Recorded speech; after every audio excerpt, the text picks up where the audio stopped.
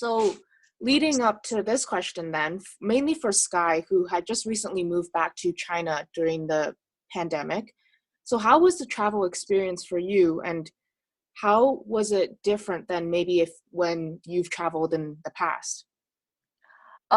First thing, I think the main change would be the seating. The air company has already assigned it for you because people have to keeping distance. So it's like uh one people should cannot be next to it. It's like they have the empty seat between each passenger. And then after the landing, there will be like staff um taking your files and testing your using thermometers to testing your like all the body situation and making the COVID test. And then you after all doing that, we can be in the airport and waiting for the staff to like taking you to the hotel. And I was currently in a hotel that have to stay for 14 days. After 14 days, if your COVID test said it's negative, so you can back to your original home. Yeah, it's like that. And if you and one situation, if there is a confirmed cases on your plan, and you have to the hospital, you have to go to the hospital and being isolated for personally and waiting for the test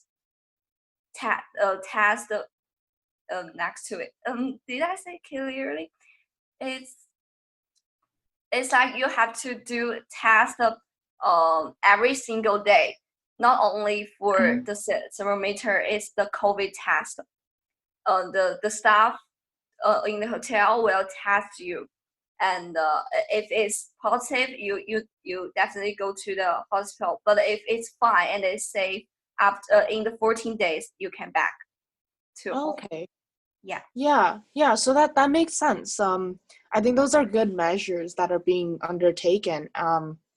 I know in Canada as well, it's kind of similar, except they don't necessarily put you in a hotel unless you have no place to stay. For a lot of people who come to Canada, actually, what they end up doing is they'll first ask you if you have a place to stay, like if you're staying with family or like how you're going into accommodation and under quarantine, and they won't necessarily provide you with like a hotel service unless it's like necessary.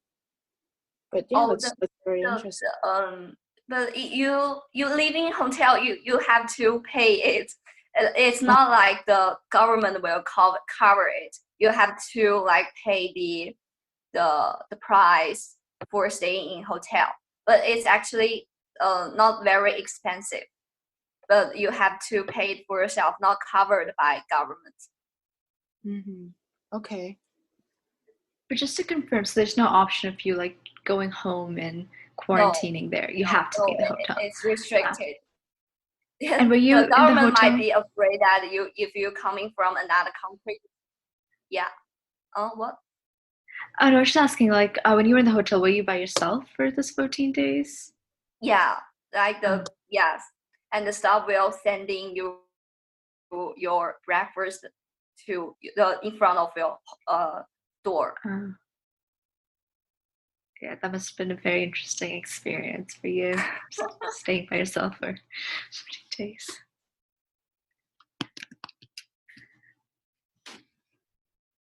So I guess then, as the restrictions ease up and people start like going outside again, what are some things you guys would like to do once the quarantine is lifted? I would love to go for a movie. Um, and go out with my family for dinner, catch up with my friends, go to the beach. The beach atmosphere in India is completely different from, beaches anywhere else. It's not that it's beautiful, but it's it's a kind of ambience where you just can't experience anywhere else. There are hawkers selling charred corn and a lot of different food items and snacks and knickknacks. You can see all sorts of people there. That's definitely one of Family, the things I miss about yeah. India. Yeah. It's crowded and dusty, but it's just something so magnetic about it that just makes you want to go to just to be there and look around you and see what the people are doing and just take in the moment. It's something like that. As soon as the quarantine ends, I'll definitely run to my favorite restaurant and order my favorite noodles. This is the specialty in my hometown. I really, really miss it, and it can't be. It's only can be made in my hometown. So, yeah, I really love it. And having breakfast with my parents is the second thing I would do, and then it's the hangout with my friends. Yeah. Those all Yeah. sound like some pretty great plans. I guess, yeah, just going out and getting to see your friends again. And as you guys said, going out and getting some local cuisine, whatever it may be. That sounds really nice for something to do once we can go back outside.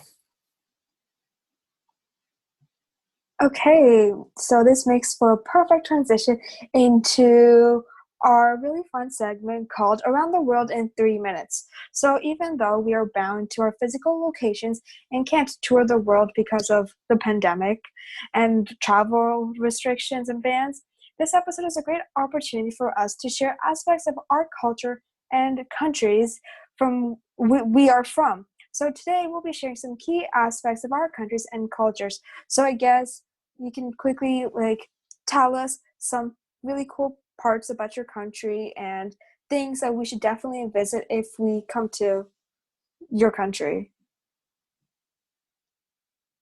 So India is really India's street food is really popular.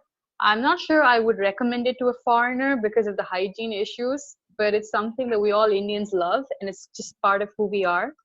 So one thing we college students, especially the girls, I study in a women's college. So one thing I see girls doing all the time is going to a pani puri street vendor. So pani puri is basically it's hard to explain the flavors you get out of eating one, but it's just it's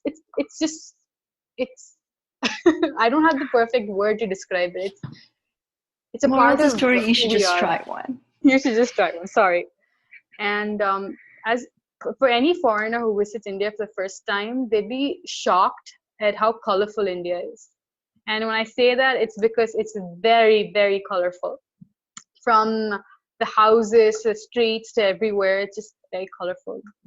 Foreigners would really, I think that's one of the charms that lure people to India to visit and to see what it's all about. Um, Well, I think about one like there are several cultural street in my hometown, like the history street, where there are all the traditional buildings have been there, and there are a lot of like travelers, visitors going there to meet the traditional buildings and learn the culture.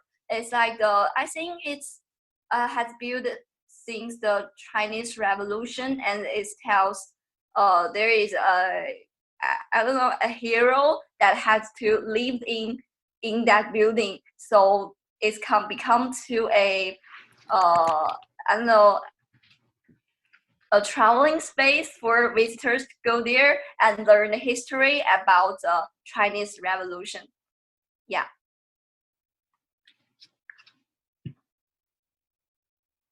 Yeah, it definitely seems like a lot of culture, and like just like hearing both of you talk about it just got me really excited. And even though with this we can't really physically travel, it's still really nice hearing about it. So I want to talk about Canada.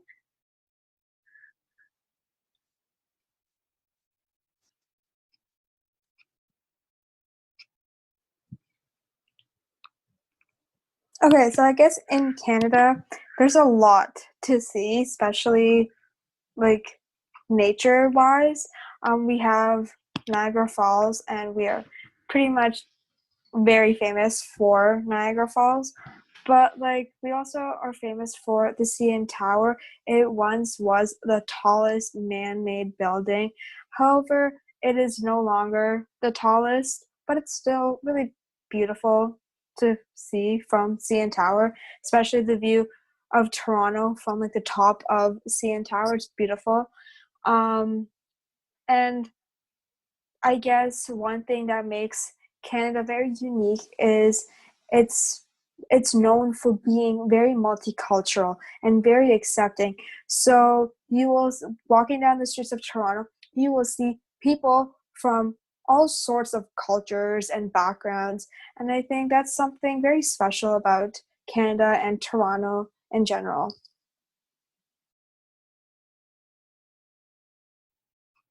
Yeah, definitely. I think one thing that I really enjoyed about Canada was because I did move to Canada from India, but India, and something that I really liked, especially in where my university is, London, Ontario, though not London, England, but is the nature.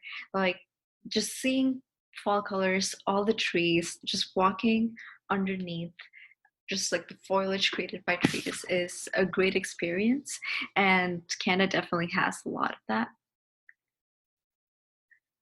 I know at least for me, I was born and raised in Mississauga, which is right beside Toronto, Ontario. And my favorite thing about being in this kind of city is just how close it is to rural areas and like hotspots like Toronto. Like it's kind of cool being like a border city where you can take your bike and really you can go explore massive skyscrapers or you can go explore some farmland. All right, so a special thanks to Sky and Kavanya for joining us today. It's been great hearing how young people all over the world have been affected by this pandemic and the things you are doing while at home. If you'd like to be a guest on our show, please fill out our Google form, which can be found at our Facebook page. Other than that, thanks for tuning in, and we'll see you next time. Thank you.